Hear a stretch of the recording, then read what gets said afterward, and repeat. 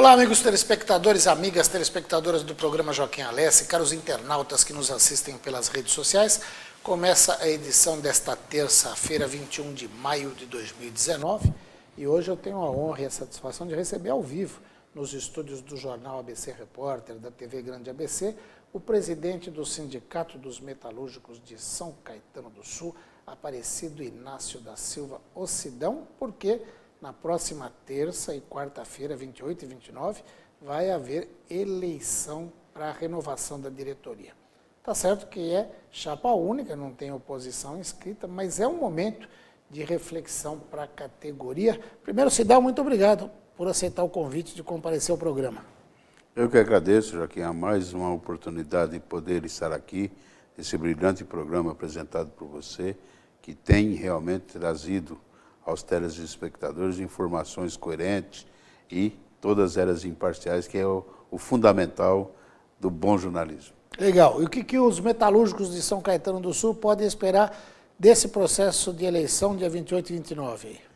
Acho que os metalúrgicos de São Caetano do Sul podem esperar a continuidade do trabalho que tem sido desenvolvido à frente do sindicato ao longo dos anos. Nós conseguimos realizar, manter toda a infraestrutura, manter a General Motors aqui em São Caetano do Sul, e isso nos cacifou, inclusive, nos habilitou a continuar à frente do sindicato, inclusive com chapa única, que isso aí é o diferencial na atual conjuntura, você disputar uma eleição sindical com chapa única. Então, isso é reconhecimento do trabalho executado pela diretoria, por mim, encabeçado por mim, presidente, e os demais diretores que têm sido parceiro nesse processo, têm entendido realmente as situações que o dia a dia nos apresenta e encarado com toda a responsabilidade esses desafios. Legal. Sidão, como é que está a situação do trabalhador metalúrgico, principalmente o trabalhador das montadoras de automóveis? No nosso caso aqui, a tua grande base eleitoral é a General Motors, que chegou a ter todo aquele problema, anunciou que podia até sair de São Caetano do Sul. Vocês trabalharam muito, você no sindicato, inclusive, com reconhecimento da própria direção da GM, teve um papel importante, o governador do estado teve que entrar, mas a situação não está boa, tanto que a gente vê a Ford Mundial anunciando demissões ontem, né, 7 mil demissões, já está definido que a Ford não fica mesmo em São Bernardo do Campo, estão lá conversando. Hoje mesmo o governador Dória, ao estar na Scania, em São Bernardo do Campo, que anunciou um investimento de 1 bilhão e 400 milhões, ele falou que em 2 semanas deve anunciar aí quem vai operar aquela área. Mas a situação não está muito boa. Como é que está a situação pro metalúrgico?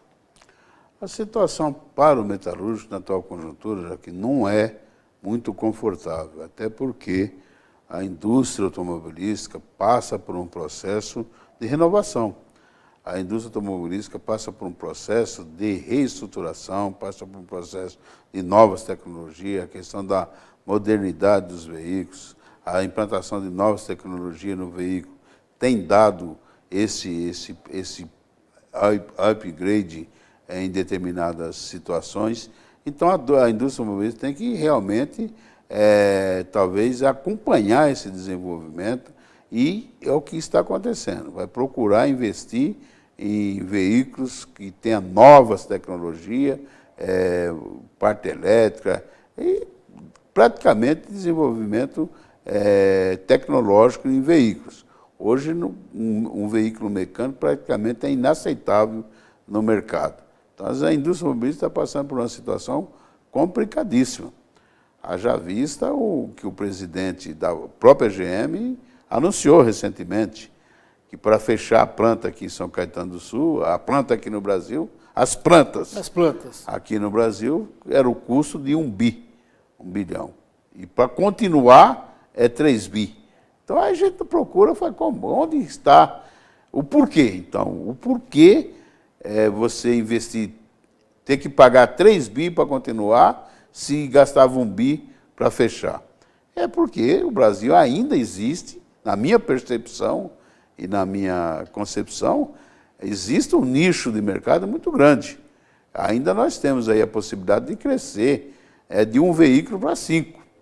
Então, essa questão, nós temos que procurar também verificar essa questão de novos aplicativos, que está sendo também preocupante. Porque hoje é mais fácil você andar aí de carro, de táxi 99, de Uber, ou usar carro alugado, do que você comprar um veículo. Verdade. Pelo custo que ele traz em si embutido. Então você tem que migrar talvez para outras situações. Então você alugar um veículo hoje talvez seja mais barato do que você comprar um veículo. Então talvez vai ter venda de veículos para grandes empresas, para grandes conglomerados, para empresas que vão alugar veículos. E você tem que trabalhar sempre com a possibilidade de você buscar alternativas para a continuidade da indústria automobilística, que é a geração de emprego. Verdade. Agora, Sidão, olha, primeiro eu quero registrar aqui o Niquiba Menezes está mandando um abraço da família Niquiba ao amigo Sidão, e também quem está nos assistindo é o grande jornalista Humberto Pastore, nosso amigo, Roberto, até que costurou essa entrevista de hoje. Humberto, que é nosso companheiro aqui agora, está com um programa semanal e muito legal. Agora, quando você estava falando disso, eu estava pensando, a gente estava junto no Palácio dos Bandeirantes, quando o Carlos Arlenga, presidente da GM, aqui, anunciou um investimento de 10 bilhões ao longo dos próximos 10 anos, aí, inclusive tendo o benefício do desconto do ICMS pelo governo do Estado, prometendo que contrataria pelo menos 400 trabalhadores, era isso, né? O número que foi? eu acho que o número é maior do que isso. Até, que o 400 era o mínimo para poder ter direito ao desconto de 25% no ICMS. Só que a gente percebe o seguinte, ao mesmo tempo, esse investimento,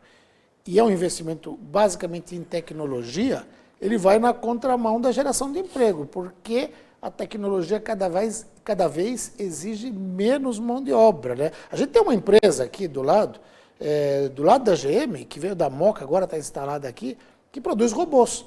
Um robô daqueles que eles produzem, ele faz o papel... Mas é o próprio pessoal que trabalha para a GM. Pois é. É a empresa de software que trabalha para a GM. Então, mas quando eles constroem um robô, não que o negócio deles é esse, é um pessoal de engenharia e tal, mas o robô faz o papel que não sei quantos trabalhadores fariam. Aí fica difícil você conseguir manter o mesmo nível de ocupação com esse avanço tecnológico, né?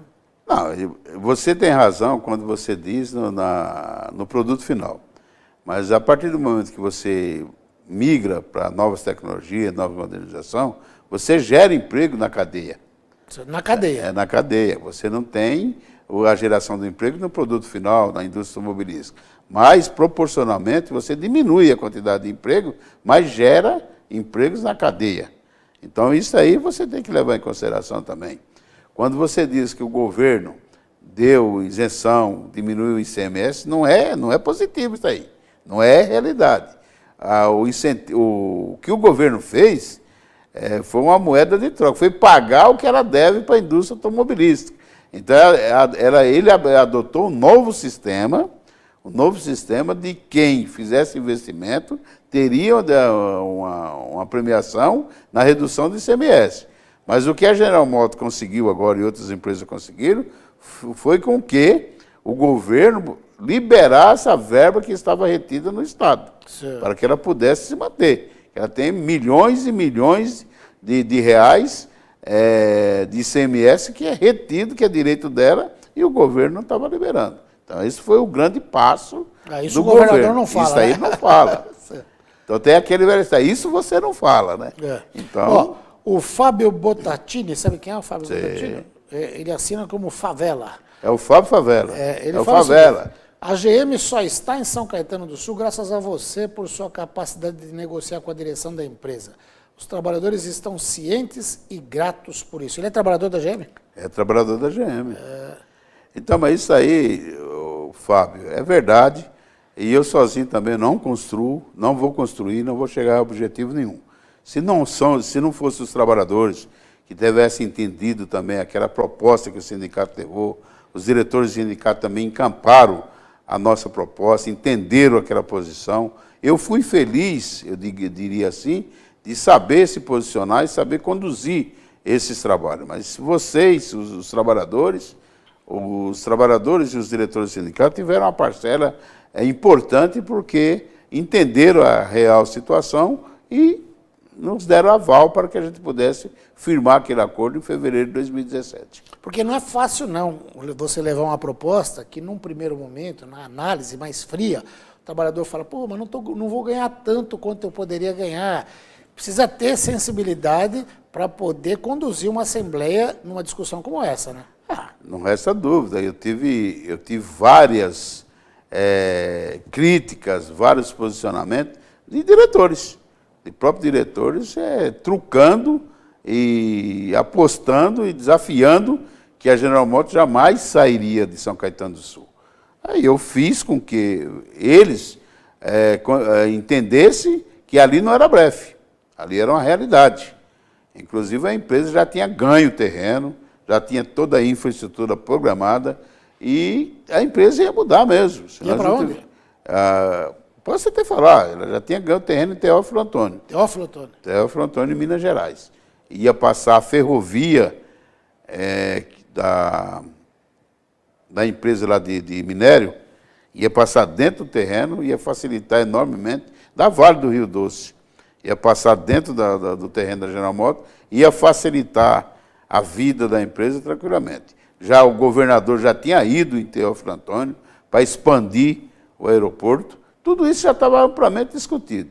Então, nós tivemos a felicidade de fazer com que a direção da empresa entendesse o nosso posicionamento, a nossa habilidade de negociar e foi mais caro para ela manter a empresa aqui do que migrar para Teófilo Otoni. Mas confiou, porque o sindicato sempre teve atitudes coerentes, nunca abrindo mão de direitos, sempre foi reivindicativo e participativo, mas buscando sempre diálogo e entendimento. Legal. Cidão, quem está nos assistindo também é o José Renildo da Silva, conhece? Renildo, secretário do CONSEC, Conselho de Segurança Comunitária de São Caetano do Sul. Obrigado pela audiência, Renildo. Eu quero só fazer um registro antes do intervalo comercial, porque hoje São Caetano do Sul perdeu um grande cidadão. Professor Oscar Garbelotto. Professor Oscar Garbelotto, que estava com 86 anos, ia completar 87 agora em 28 de julho. Ele é tão sul-são-caetanense que nasceu em 28 de julho.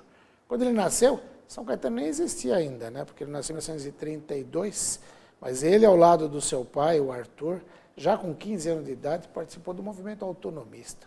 Depois aqui, em São Caetano, ele foi o primeiro diretor de Educação e Cultura no governo Braido. Ele quem foi um dos pioneiros na criação da Fundação das Artes, do IMES, que hoje é USCS, na Universidade Municipal de São Caetano do Sul, da Fundação Pro Memória. Eu tive a grata oportunidade de entrevistá-lo em novembro, agora, quando ele ia receber o título de professor emérito da USCS. Ele recebeu esse título. Eu até falo na minha coluna, que foi publicada na época, que a melhor homenagem que se faz é a homenagem que se faz em vida. E, graças a Deus, o professor Oscar Garbelotto foi homenageado em vida. A gente tem um vídeo rapidinho, 2 vídeos, que a gente vai ver de um programa que eu levei ao ar em dia 8 de novembro de 2018. Vamos ver. Você não pode pensar em São Caetano do Sul sem pensar nos seus cidadãos, principalmente nos seus cidadãos ilustres. E o meu entrevistado de hoje, ele tem toda a vida dedicada ao município. A começar que ele nasceu em 1932, no dia 13 de dezembro, muito antes de São Caetano do Sul ser uma cidade. E ele é tão sul-são-caetanense que nasceu na rua 28 de julho, a rua cuja data lembra a fundação do município. Estou falando com o professor, doutor Oscar Garbelotto, que neste sábado, numa homenagem mais do que justa e merecida, vai ser agraciado com a outorga de título de professor emérito da Universidade Municipal de São Caetano do Sul, a USCS, escola que ele fundou no município e que ele comandou durante um tempo, além de outras atividades que a gente vai conversar agora. A história de São Caetano do Sul confunde-se com a história de vida de Oscar Garbelotto. Professor, Obrigado por me conceder a entrevista e me receber aqui na sua casa. Bom dia, muito obrigado, digo eu, pela entrevista, algo imerecida, porque o que eu fiz por São Caetano, creio que muitos outros anteriormente também tenham feito. E isso para mim é importante, porque a minha vida se baseou sempre naquilo que os antigos fizeram de bom por São Caetano. E eu procuro seguir os seus passos. São passos dignos de gente também importante, de gente que poderia perfeitamente estar em meu lugar. Muito bem, a gente viu o começo da entrevista que eu fiz com o Oscar Garbelotto e agora tem mais um trechinho para vocês verem a entrevista como uma homenagem que a gente presta hoje. Muito obrigado por essa entrevista, parabéns pelo mais do que justo e merecido título de professor emérito e muito obrigado, em nome da população aí de São Caetano, por tudo que o senhor fez pela cidade. Obrigado, viu? Eu que agradeço. E tenho que agradecer muito, como diz você, porque nada se faz sozinho, sempre nós temos gente. Eu quero ressaltar mais uma vez a figura da minha esposa, porque eu trabalhava de manhã, à tarde e à noite. Quer dizer, quem tocava a família era ela. E se não fosse ela, eu te garanto que eu não teria feito metade do que eu fiz. É verdade. Era a minha guarda-costa, era a minha conselheira, era a minha orientadora, era aquela que me protegia, aquela que me orientava. Enfim, é um agradecimento que aqui ao vivo eu tenho que fazer. Tá ótimo. Não tenho que fazer, não é nem obrigação fazer, mas é a vontade de fazer e dar a ela também um tapete vermelho. Opa! Deveria não ser meu.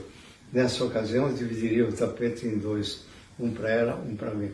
Porque o que ela fez pela minha vida, eu acho que tenho certeza que ninguém faria. Que declaração bonita. Eu sabia que era rodo, mas opa, voltando aí, olha, é a homenagem que a gente presta ao professor Oscar Garbelotto, professor emérito da USCS, e como estava no GC aí, no gerador de caracteres, pioneiro na educação e na cultura de São Caetano do Sul. Mas é um exemplo para a gente, né, Sidão? Não resta dúvida, isso é um exemplo. E você foi muito feliz na colocação de homenagear as pessoas em vida. Depois de morto, todo mundo vira herói. Então é fácil você homenagear depois de morto. O importante mesmo é você valorizar a pessoa em vida. Verdade. Isso aí eu acho que foi um prêmio realmente positivo e pena que ele não pôde curtir muito essa questão, mas tudo bem, faz parte da vida. Tá ótimo. A gente vai para um rapidíssimo intervalo comercial e daqui a pouquinho está de volta. E olha, tem muito mais informação que legal. Quero discutir política com o Sidão também, porque o Sidão é muito antenado, acompanhando todos os movimentos. A gente vive um momento também delicado no país. Eu quero saber a opinião do Sidão. Logo depois do intervalo comercial. Até já!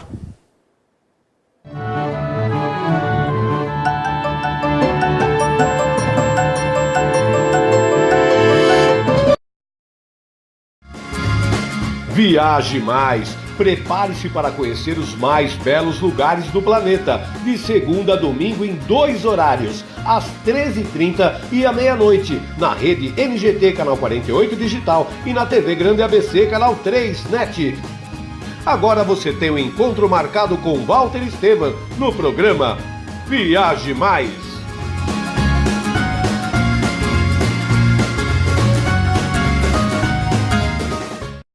Com a Juliana Flores, você está a um clique de deixar alguém ainda mais feliz. Entrega de presentes, flores e momentos únicos em até 3 horas em todo o Brasil. Juliana Flores. Sob nova direção e mantendo a comida caseira, sejam bem-vindos ao Restaurante da Praça. Ideal para as refeições rápidas, mantendo o tempero caseiro, com pratos variados e buffet de saladas. Segunda é dia de tutu de feijão, terça rabada com polenta, quarta tem feijoada, quinta variedades em massa, sexta peixe, em breve churrascos e lanches. E se preferir levar o Marmitex, elas montam para você na hora. Rua Rio Grande do Sul, 283, centro de São Caetano do Sul. Venha conferir. Pior que não ler jornal é ler apenas um jornal. Leia, assine e anuncie no Jornal ABC Repórter. 4224-4789. Se você é notícia, foi ou vai ser, ligue para a nossa redação ou mande um e-mail para redação@jornalabcreporter.com.br. ABC Repórter, o diário. www.jornalabcreporter.com.br. Sejam bem-vindos ao Buffet Laguna. 2 ambientes, ar-condicionado, serviços de DJ Valet, requinte bom gosto e sofisticação, seguindo alto padrão de qualidade. Cada paladar é presenteado com cores, texturas e sabores para que a sua comemoração seja inesquecível. Ligue agora 4421-1880 ou 999-847288. Rua Amazonas, 2196 São Caetano do Sul. Buffet Laguna, 27 anos transformando sonhos em realidade. O Colégio Imaculado Coração de Maria tem a proposta de formação que conjuga o ensino católico, cultura antiga e ferramentas modernas de ensino, ensinando os fins católicos o ensino dos clássicos como latim e belas artes, educação infantil a partir de 4 anos e ensino fundamental até o 9º ano. Ligue 4227-3558, Rua Augusto de Toledo, 809, Santa Paula, São Caetano do Sul. Colégio Imaculado Coração de Maria, um colégio de famílias católicas.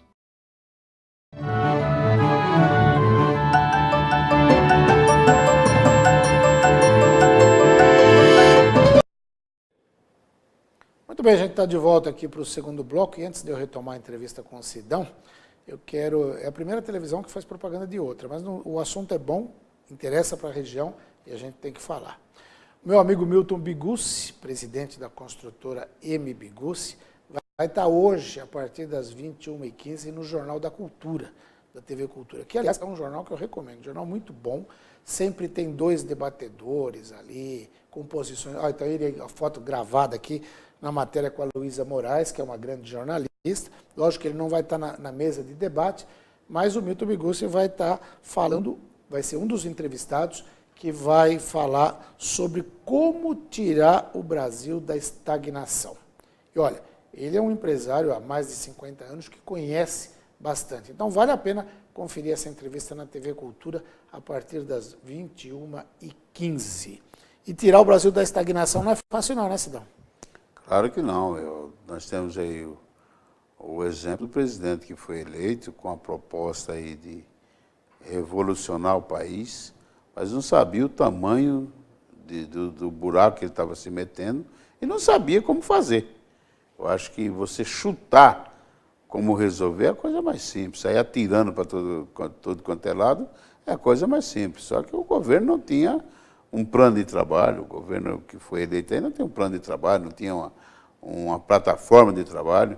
Então tudo isso é muito difícil. E a equipe dele é muito ruim, no sentido de buscar um entendimento para realizar o que tem que ser feito no Brasil. O que ele está tentando implantar com o fígado, com a vontade, mas isso aí não resolve. Agora, você acha que esse é o momento de manifestação, seja de um lado, seja de outro, ou é o momento de a gente tentar uma união nacional aí para... porque enquanto ficar esse debate, o país não sai desse buraco, né? Tá bom, mas com todo respeito aí à sua interpretação, qual é a possibilidade de você fazer uma união para que o Brasil volte à retomada do crescimento? Você acha impossível? Todo mundo acreditou, criou-se uma expectativa, a indústria, os empresários, criou uma expectativa de crescimento no país, mas o que nós estamos vendo é que o país está andando para o buraco. O país está andando para baixo, porque o número de desempregados aumentaram, a reforma trabalhista que eles implantaram aí, que supostamente ia gerar emprego, foi um blefe, continua sendo breve. A reforma previdenciária tem que ser feita? Tem que fazer uma reforma na Previdência? Tem que ser feita, mas não da forma que ele está querendo implantar. Ele não está acabando com o privilégio. Ele está matando a galinha dos ovos de ouro. Ele está matando quem realmente consome nesse país e está tirando daquele menos favorecido. A proposta, infelizmente, é uma proposta massacrante. Uma proposta que não vai ter condições dela se viabilizar por si só, porque não tem condições de se viabilizar. Uma proposta completamente longe da nossa realidade. Eu acho que é matar a Seguridade Social, tem que buscar um entendimento mais eficaz, chama as partes para discutir, empregado, empregador, todos os atores envolvidos, para buscar um consenso. Acho que ninguém está se furtando a discutir e buscar uma proposta. A idade média do povo brasileiro aumentou? Aumentou. Isso é público e notório. Só que tem um detalhe, não pode ser da forma que ele está implantando. Porque a metodologia e a adoção da aposentadoria, tem pessoas que vão aposentar com 100 anos. A não ser que ele use aquele slogan lá que o do saudoso não, nosso Geraldo Alckmin falou que as mulheres, os homens iam viver 100 anos e as mulheres seriam eternas. Então isso aí eu lembro que o Geraldo Alckmin, ele sempre soltava essa piadinha, que os homens iam viver 100 anos e as mulheres seriam eternas. Mas é realidade isso aí? Não é. Tá certo. Nós sabemos que não é. Quer dizer, você acha muito difícil a gente conseguir chegar num denominador comum e ter uma união nacional aí, diante desse quadro? É muito difícil porque os atores têm posições completamente antagônicas. Não há como você abrir uma discussão se as pessoas têm uma posição já fixa e determinada. Esse Paulo Guedes é utópico, ele é um cara bilionário e não sei o que ele está propondo, porque o que ele está propondo, manda ele abrir mão da aposentadoria, manda ele abrir mão, o Bolsonaro abrir mão da aposentadoria dele, manda abrir mão da aposentadoria que está propondo aí, de todas as pessoas que recebem acima de 40, 50 mil. É isso que eu ia ver, porque 50 hoje mil não reais. tem transparência nisso aí. O governo tem. não apresenta. Eu estava até falando, eu não falo nem de 40, 50 mil. De repente você fixar um teto, vamos supor, sei lá, o teto hoje é 5 mil e pouco. Obviamente não é um salário, mas para a grande maioria dos brasileiros, 5 mil seria um salário que daria para o cidadão viver muito bem, tranquilamente aposentado. Se todo mundo tivesse direito a 5 mil, você faz um corte e fala o seguinte, quanto representa para a Previdência até 5 mil reais? X. Quanto representa a partir de 5 mil? E nós vamos cortar daqui para frente. Vê se os caras topam. E só vou te dar um exemplo seguinte. Eu quero ver qual o trabalhador que pagou 30, 35 anos de INSS, trabalhou no chão de fábrica, que tem uma aposentadoria acima de 5 mil. Não tem. Eu quero que mostre isso aí. Verdade. Agora, as pessoas que trabalharam no ar-condicionado, no escritório, talvez não tenha a mesma... Castas privilegiadas, né? Militar, juiz, político, deputado. políticos e tal, é acima de 30, 40 mil. Então, isso daí não é cortar privilégio, isso é manter privilégio. Porque você fala, nós vamos colocar um teto aqui, por exemplo, é viável você viver com 8 mil reais? Dá para viver. Então, nós vamos banalizar aqui essa questão, vamos meter um teto. Ninguém pode ganhar mais do que 8 mil reais de aposentadoria. Acho que resolvia a Previdência. Resolvia a questão da Previdência. Verdade. E, por outro lado, Joaquim, o rombo da Previdência, ela se dá no perdão que foi dado para os grandes empresários. Verdade. VASP quebrou, Votorantim, Sistema Financeiro, Clube Itaú, de futebol. Clube de Futebol. Isso daí que foi o grande lado. O governo não paga o INSS que é devido, a parte dele o governo não paga. Agora quer jogar para a classe menos favorecida. Aquele que trabalha, aquele que se mata no chão de fábrica, é que tem que pagar a conta do rombo que aí está. Não é justificável isso aí. Cidão, não se justifica. Infelizmente o tempo de televisão é curto. Mas você vai votar mais vezes. Eleição terça e quarta, todo metalúrgico tem responsabilidade de ir lá votar. Né? E boa sorte lá e conta com a gente para divulgar as ações do sindicato. Tá bom, o Walter está mandando um abraço, né? Isso, eu te falei isso. O Walter está mandando um abraço. Walter, um abraço a você também. Infelizmente, meu time perdeu, né? E você ganhou de 4-0, deu um massacre no Santos. Mas tudo bem, faz parte do dia a dia. Um abraço, tudo de bom. E estaremos aqui oportunamente. Espero ser convidado Claro, sem novamente dúvida. aqui. E estaremos à disposição. Conclamo os metalúrgicos para que dia 28 e 29 vá votar. Não é porque é chapa única que não precisa votar. Precisa votar, porque tem que ter quórum. E para mostrar a força E para do mostrar a sindicato. força de representação. Maravilha. Um abraço. Obrigado, Sidão. Aparecido Inácio da Silva, o Sidão, do Sindicato dos Metalúrgicos de São Caetano do Sul, conversou com você. Eu agradeço muito a audiência de hoje e conto com ela amanhã, que vou estar aqui com a doutora Mônica Chap. Entrevista muito legal. Até lá.